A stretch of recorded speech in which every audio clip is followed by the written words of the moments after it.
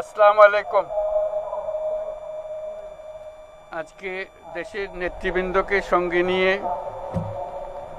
জাতির যে গুরুত্বপূর্ণ দায়িত্ব পালন করতে আমরা এসেছি, আল্লাহ তার জন্য আমাদের জন্য রহমত বর্ষণ করছেন। আল্লাহর রহমত নিয়ে আমি এই ঘোষণাপত্র পাঠ করব। বিসমিল্লাহির রহমানির রহিম। যেহেতু উপনিবেশ বিরোধী লড়াইয়ের সুদীর্ঘকালের ধারাবাহিকতায় এই ভূখণ্ডের মানুষ দীর্ঘ 23 বছর পাকিস্তানের স্বৈরশাসকদের বঞ্চনা ও শোষণের বিরুদ্ধে রুখে দাঁড়িয়েছিল এবং নির্বিচার গণহত্যার বিরুদ্ধে গণপ্রতিরোধ গড়ে 1971 সালে 26শে মার্চ স্বাধীনতা ঘোষণা করে রক্তক্ষয়ী মুক্তিযুদ্ধের মাধ্যমে জাতীয় মুক্তির লক্ষ্যে বাংলাদেশ রাষ্ট্র প্রতিষ্ঠা করেছিল। এবং যেহেতু বাংলাদেশের আপামর জনগণ দীর্ঘ আন্দোলন সংগ্রামের মধ্য দিয়ে এই ভূখণ্ডে স্বাধীনতার ঘোষণাপত্রে বিবৃত সাম্য, মানবিক মর্যাদা, সামাজিক সুবিচারের ভিত্তিতে উদার গণতান্ত্রিক রাষ্ট্র বিনির্মাণের আকাঙ্ক্ষাকে বাস্তবায়নের জন্য সর্বোচ্চ ত্যাগ স্বীকার করেছে, এবং যেহেতু স্বাধীন বাংলাদেশের 1972 সালের সংবিধান প্রণয়ন পদ্ধতি এর কাঠামোগত দুর্বলতা ও অপপ্রয়োগের ফলে স্বাধীনতা পরবর্তী আওয়ামী লীগ সরকার মুক্তিযুদ্ধের জন আকাঙ্ক্ষা পূরণে ব্যর্থ হয়েছিল এবং গণতন্ত্র ও রাষ্ট্রীয় প্রতিষ্ঠানগুলোর কার্যকারিতা ক্ষুণ্ণ করেছিল, এবং যেহেতু স্বাধীনতা পরবর্তী আওয়ামী লীগ সরকার স্বাধীনতার মূল মন্ত্র গণতান্ত্রিক শাসন ব্যবস্থার বিপরীতে বাকশাল নামে সাংবিধানিকভাবে একদলীয় শাসন ব্যবস্থা কায়েম করে এবং মত প্রকাশ ও বিচার বিভাগের স্বাধীনতা হরণ করে, যার প্রতিক্রিয়ায় 1975 সালের 7ই নভেম্বর দেশের সিপাহী জনতার ঐক্যবদ্ধ বিপ্লব সংগঠিত হয় এবং পরবর্তী সময়ে একদলীয় বাকশাল পদ্ধতির পরিবর্তে বহুদলীয় গণতন্ত্র, মত প্রকাশ ও বিচার বিভাগের স্বাধীনতা পুনঃপ্রবর্তনের পথ সুগম হয়। এবং যেহেতু 80-র দশকে সামরিক স্বৈরশাসনের বিরুদ্ধে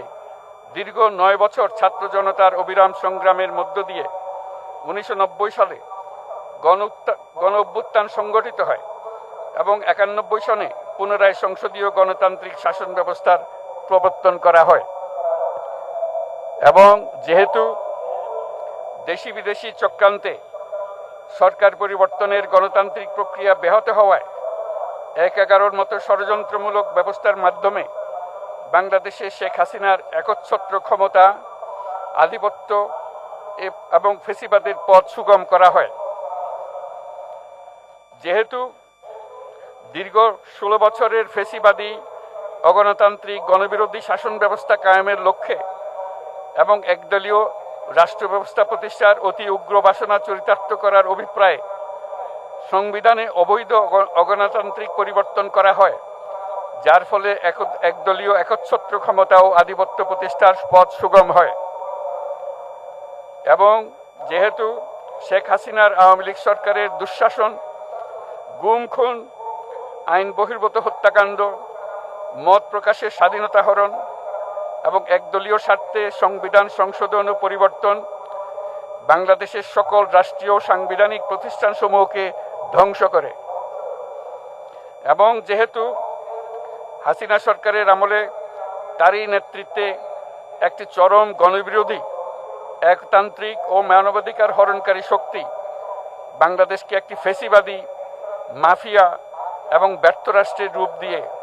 আন্তর্জাতিকভাবে বাংলাদেশের ভাবমূর্তি ক্ষুণ্ণ করে, এবং যেহেতু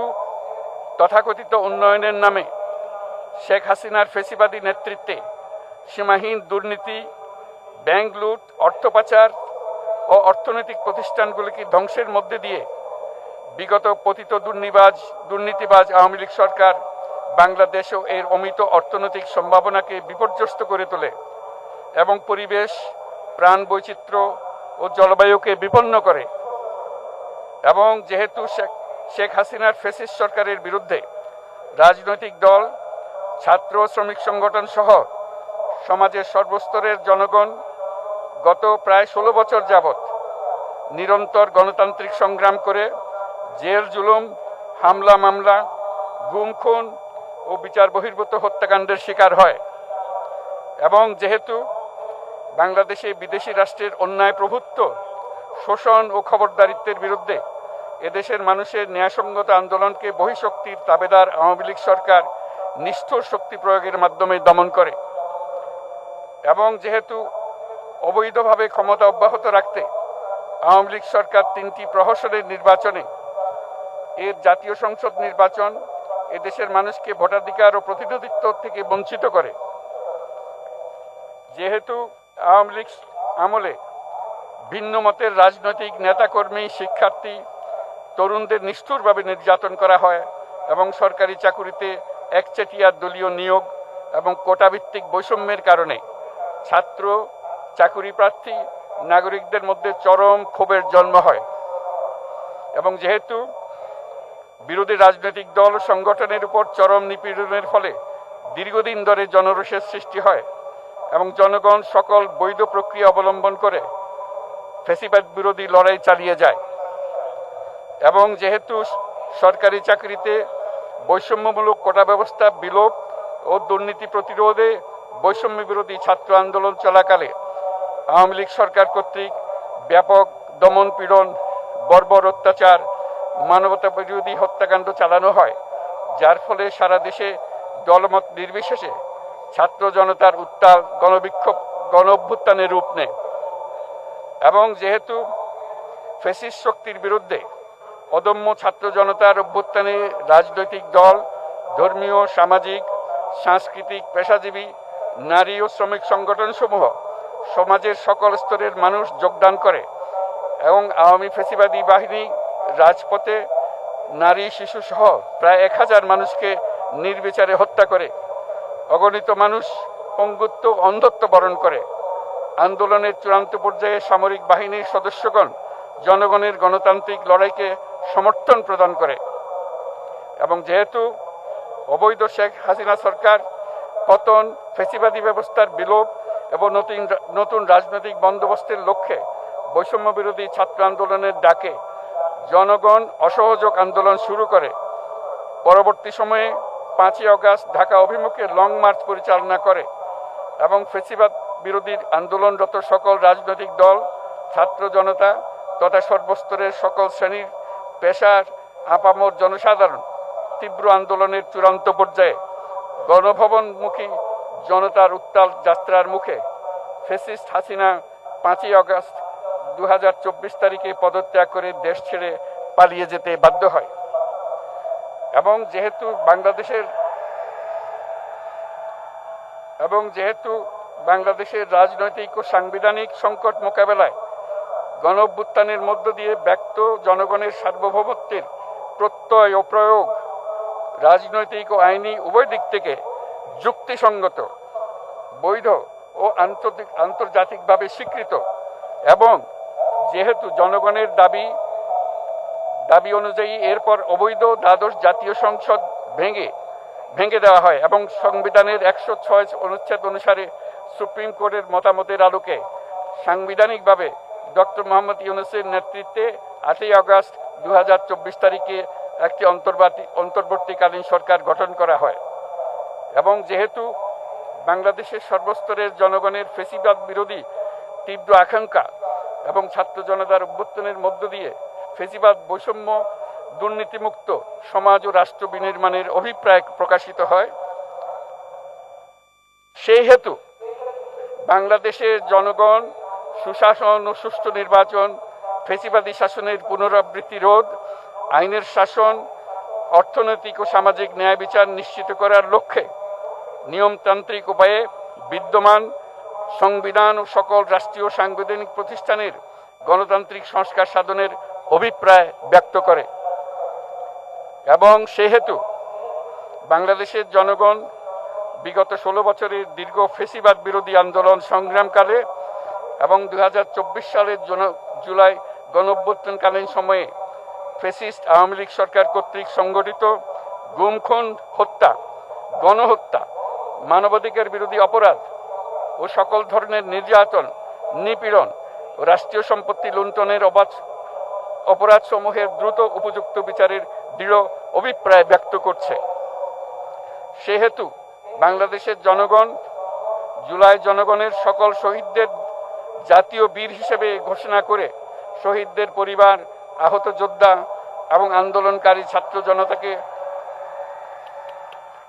প্রয়োজনীয় সকল আইনি সুরক্ষা দেওয়ার অভিপ্রায় ব্যক্ত করেছে। এবং সেহেতু বাংলাদেশের জনগণ যুক্তিসঙ্গত সময়ে আয়োজিতব্য অবাধ ও সুষ্ঠু ও নিরপেক্ষ একটি নির্বাচনের মাধ্যমে গঠিত জাতীয় সংসদে প্রতিশ্রুত প্রয়োজনীয় সাংবিধানিক সংস্কারের মাধ্যমে দেশের মানুষের প্রত্যাশা, বিশেষত তরুণ প্রজন্মের আকাঙ্ক্ষা অনুযায়ী আইনের শাসন ও মানবাধিকার, দুর্নীতি, শোষণমুক্ত, বৈষম্যহীন ও মূল্যবোধ সম্পন্ন সমাজ এবং গণতান্ত্রিক রাষ্ট্র ব্যবস্থা প্রতিষ্ঠার অভিপ্রায় ব্যক্ত করেছে। এবং সেহেতু বাংলাদেশের জনগণ এই প্রত্যাশা ব্যক্ত করছে যে একটি পরিবেশ ও জলবায়ু সহিষ্ণু, অন্তর্ভুক্তিমূলক, টেকসই উন্নয়ন কৌশলের মাধ্যমে বর্তমান ও ভবিষ্যৎ প্রজন্মের অধিকার সংরক্ষিত হবে। এবং সেহেতু বাংলাদেশের জনগণ এই অভিপ্রায় ব্যক্ত করছে যে ছাত্র গণঅভ্যুত্থানের 2024-এর উপযুক্ত রাষ্ট্রীয় সাংবিধানিক স্বীকৃতি প্রদান করা হবে এবং পরবর্তী নির্বাচনে নির্বাচিত সরকারের সংস্কারকৃত সংবিধানের তফসিলে এই ঘোষণাপত্র সন্নিবেশিত করা হবে। এবং 5ই আগস্ট 2024 সালে গণঅভ্যুত্থানে বিজয়ী বাংলাদেশের জনগণের আকাঙ্ক্ষার প্রতিফলন হিসেবে এই ঘোষণা প্রণয়ন করা হলো। জাতির সার্বিক মঙ্গল কামনা করে আমি জুলাই ঘোষণাপত্র আপনাদের সবার সামনে উত্থাপন করলাম। আল্লাহ সকলের জন্য মঙ্গল দান করুন, জাতির জন্য মঙ্গল নিয়ে আসুক। সবাইকে ধন্যবাদ। আল্লাহ হাফেজ।